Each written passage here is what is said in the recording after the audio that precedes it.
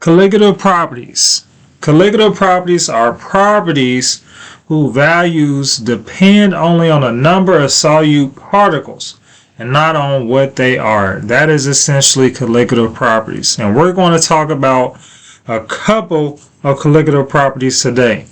Alright, so once again, colligative properties are properties in which the values depend only on the number of particles, not on what they are. Okay, so the identity of the reactant, product, whatever, right? The identity of the substance does not matter. It's all about how much we have.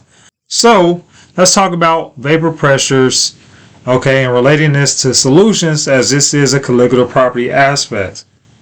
We have the dynamic equilibrium, right? So right now it's at equilibrium. It is at equilibrium, okay, in this picture. So, right, that means that our rates are going the same, right? As many liquids that are being condensed down from gas to liquid, the rate is the same as going from liquid to gas, right?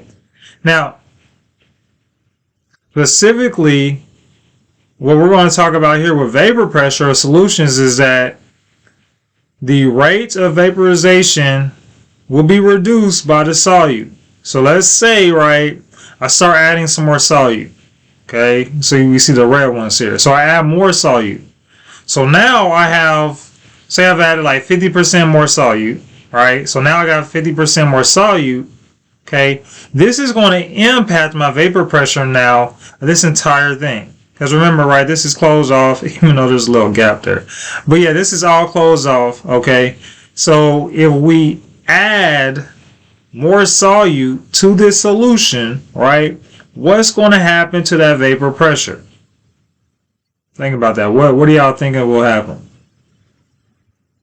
If you add it, right, it's going to reduce it. Okay, it's reducing. Now, it's reducing the vapor pressure, right? Because we're basically getting rid of that solvent, right? We're taking away from the solvent. So if the possibility of, escaping, right? In this case, the solvent, it's always going to make gas. It's still going to make gas, but if we added 50% more solute in it, it's going to be a lot harder for it to turn that solvent to gas, right? Because there's so much solute in it, okay? So because we have all this new solute, we can see, right, the equilibrium will reestablish, right? But now what we're going to see is there's less gas molecules because we added that solute. In this case, the solute is non-volatile. Okay, so basically if you add a non-volatile solute, it will reduce the rate of the vaporization, right? It's not going to make as many gases.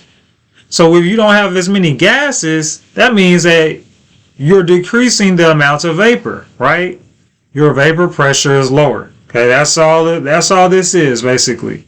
You add solute to it, right? You're not going to make as much vapor as you once were before because you're adding this non-volatile solute to this solution.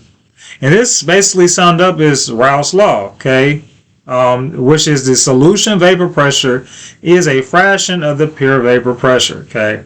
And we relate this to this little equation here. We got our pressure of the solution is equal to the mole fraction of the solvent times that pressure of the solvent. This is the equation for it. We will do a couple of problems later on.